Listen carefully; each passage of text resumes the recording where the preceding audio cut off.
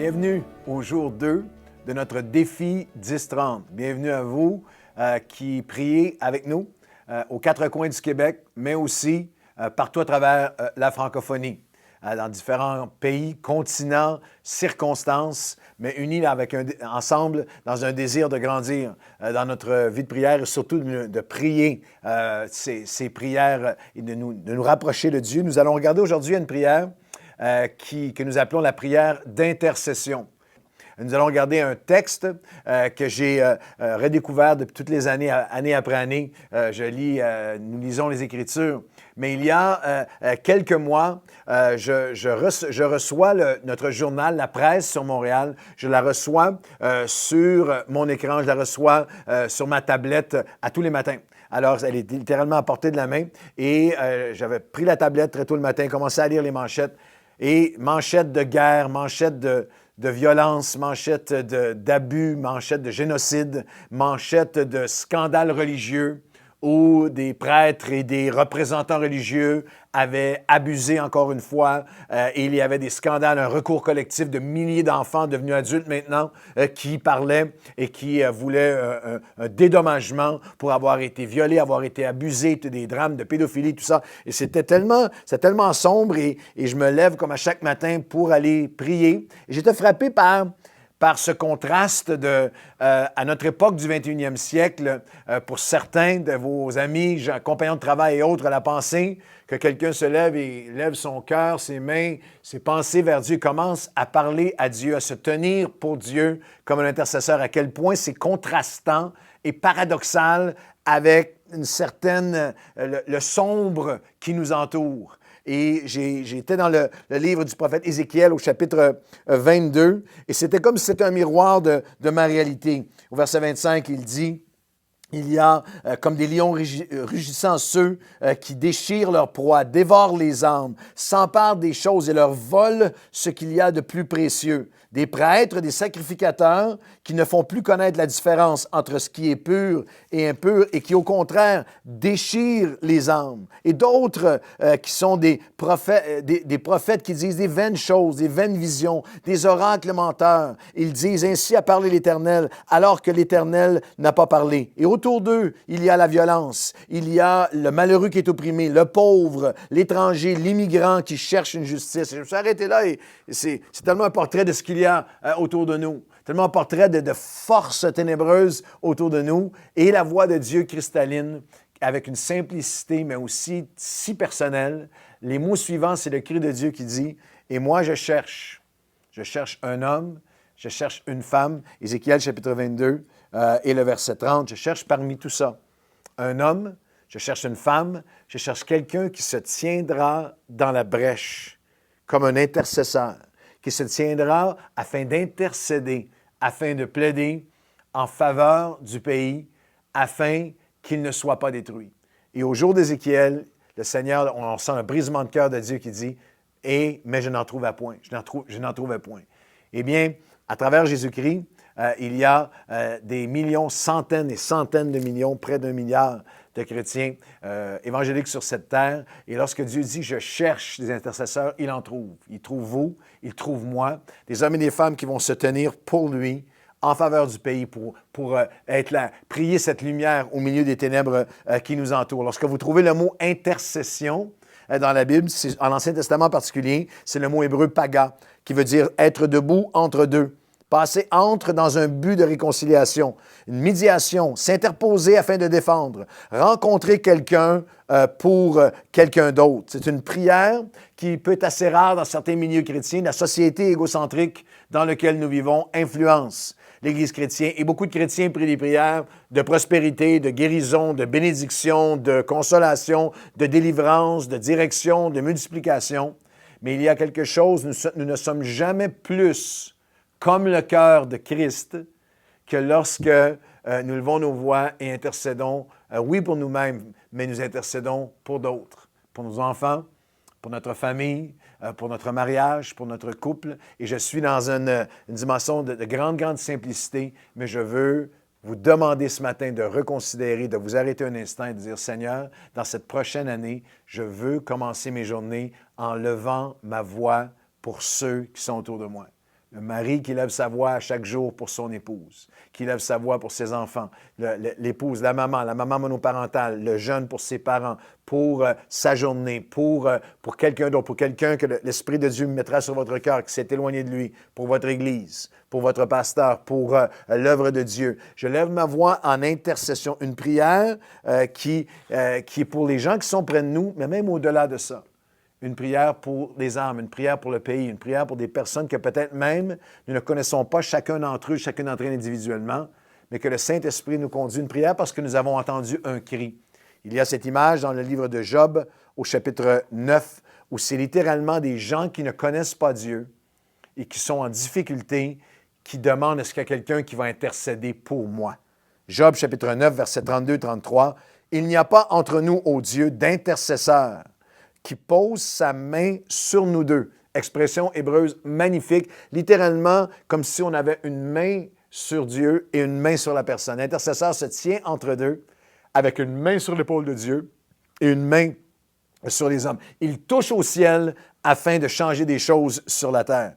Il n'y a personne entre nous, ô Dieu, aucun intercesseur qui pose sa main sur nous deux, pose sa main sur l'épaule de Dieu et sur l'épaule des hommes, afin que le bâton s'écarte du dessus de moi et que la terreur ne me trouble plus. Quelle image! Que vous le réalisiez ou non, il y a des gens dans votre maison, dans votre famille, dans votre église, dans votre ville, à vos lieux de travail, à votre école, autour de vous. Il y a des gens qui secrètement crient, ont besoin. Il y a un bâton de terreur au-dessus d'eux, de peine, de captivité. Il y a un bâton de souffrance, de solitude. Et il y a un cri qu'ils le réalisent eux-mêmes ou non. Ils cherchent, ils ont besoin de quelqu'un. Et Dieu dit, je cherche quelqu'un qui est prêt à s'arrêter et à mettre une main sur l'épaule de Dieu, à se brancher avec Dieu et à commencer à élever sa voix pour toucher quelqu'un d'autre. Et c'est une image qui est forte et qui nous amène aussi à un équilibre chrétien extraordinaire. Si nous avons une main sur l'épaule de Dieu seulement, ça conduit à l'endurcissement et à l'égocentrisme, à un christianisme centré sur nous-mêmes. Beaucoup d'églises, beaucoup de chrétiens, seulement une main sur l'épaule de Dieu. Notre présence, notre bénédiction, la louange, nous et Dieu, seulement Dieu. L'Église devient un club fermé entre nous où souvent on s'entre-déchire et où seulement toujours plus pour moi-même. C'est une Église unidimensionnelle qui a perdu son appel à toucher ceux qui ne le connaissent pas. Mais de l'autre côté, à l'autre extrême, une main sur l'épaule des hommes seulement va conduire à l'épuisement et l'égarement. Une main sur Dieu, seulement endurcissement et égocentrisme. Une main sur l'épaule des hommes, épuisement et égarement. Si vous cherchez à aider les gens, même à servir le Seigneur, à amener des gens à la libération, à les aider, à les écouter, vous animez un groupe dans une église, vous servez, vous chantez, vous faites quoi que ce soit, vous avez une main pour essayer d'aider des gens et enlever le bâton d'au-dessus de leur vie, si vous n'apprenez pas à chaque jour à mettre une main sur l'épaule de Dieu pour votre renouvellement, ça va vous conduire à l'épuisement. Tout votre amour, toute votre compassion, toutes vos capacités, toute votre connaissance vont arriver à votre ferveur, votre zèle, vont arriver à leur limite, à la limite humaine. Il y a une épidémie de burn-out, d'épuisement dans le ministère, d'épuisement dans l'œuvre de Dieu, de personnes bien intentionnées qui ont la main envers les gens pour essayer de les aider jour après jour, mais qui s'épuisent en eux-mêmes. Même les plus vigoureux marchent et ils s'essoufflent et ils s'épuisent. Même les plus jeunes s'épuiseront, mais ceux qui se confient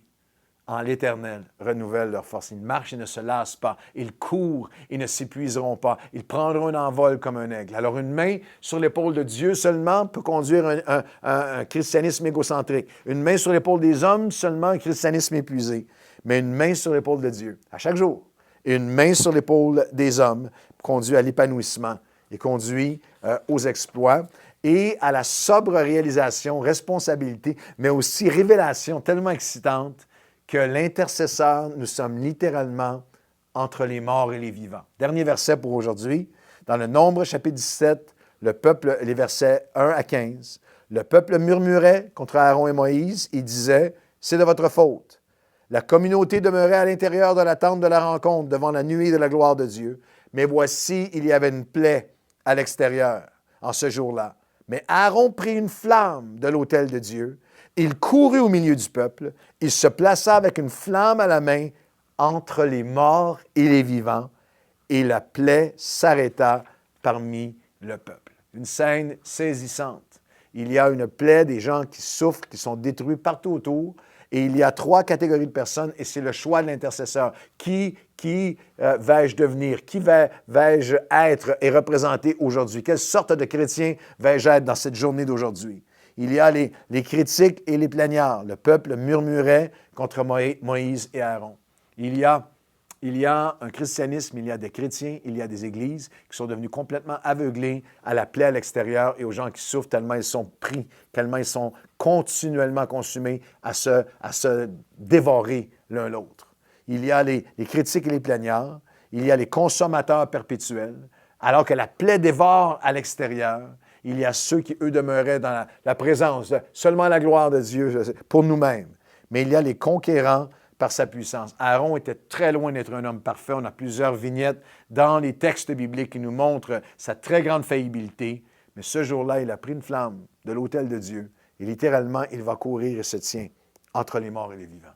Il a une main sur l'épaule de Dieu, il a une main sur les hommes avec une flamme de l'autel de Dieu et la plaie s'arrêta ce jour-là. Bien-aimé, c'est notre appel, c'est ton appel pour tes parents, pour tes amis, pour ton épouse, pour tes enfants, pour des gens au travail, que tu puisses regarder les personnes qui semblent même les plus loin de Dieu, les personnes qui ont quitté l'Église, les personnes d'une façon différente, en disant, Seigneur, aide-moi aujourd'hui à être un intercesseur. Il y a quelque temps, nous avons fait certains bilans des près de 200 personnes qui ont passé par les eaux du baptême dans à peu près la dernière année à l'Église Nouvelle Vie.